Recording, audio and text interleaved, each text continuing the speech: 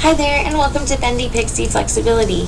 Today we're going to talk quickly about dynamic passive or facilitated movement. So in certain conditions like cerebral palsy, potentially in multiple sclerosis, injuries of the spinal cord or spine, other diseases, when we have inappropriate reaction of muscle. So rather than a limpness and a lack of ability to use the muscle at all, we have an inability to use the muscle because it's locked itself into one particular position. Hands with cerebral palsy especially is pretty famous for this, kind of giving you that sort of like clawed hand. For conditions like this, for some people it can be really helpful to facilitate movement to expand the range of motion within the fingers. That being said, it's not about like stretching the finger as far as it can and like fighting that tension.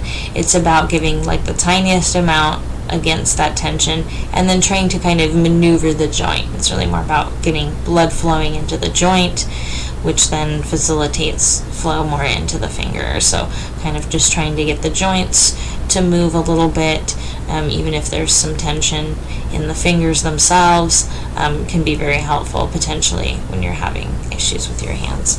When I was having really bad problems with my hands, I definitely had to do massaging and stretching out of my fingers to help not only with pain but to be able to feel like I could use them because they were stiffening up, not quite to the claw aspect. I only had that happen as an intermittent issue, but definitely when they were feeling like they were too tense, massaging and stretching really helped. The other thing that you can consider aside from the fingers is like the shoulders. For example, someone can hold onto an arm and just kind of facilitate movement of the shoulder. Oftentimes, if there isn't any ability for the muscles to be used, they'll sort of kind of pattern fire, respond a little bit to the movement, even though they're not facilitating the movement just because the movement's happening within the joint. But definitely it helps get blood flow to the area. So you can do that with the shoulders, you can do it with the hips as well. Either have them on their back and facilitate movements, just kind of moving the knee around where it feels comfortable for them this way, or if they're seated, lifting the leg and kind of moving side to side is possible as well, as ways to sort of facilitate. You can also sort of straighten and bend the leg for them gently. If there's any ability to use the muscle but it's kind of generally weak, doing very simple activations like having their foot in your hand and having them press the foot against your hand for resistance to try and activate the muscles can be a really gentle way to just sort of get some signaling and firing to help encourage the muscle communicating with the brain and reestablishing a better connection with those communications. Again, if there's zero movement at all, it's really more about just facilitating blood flow at the joint, but it can be very helpful.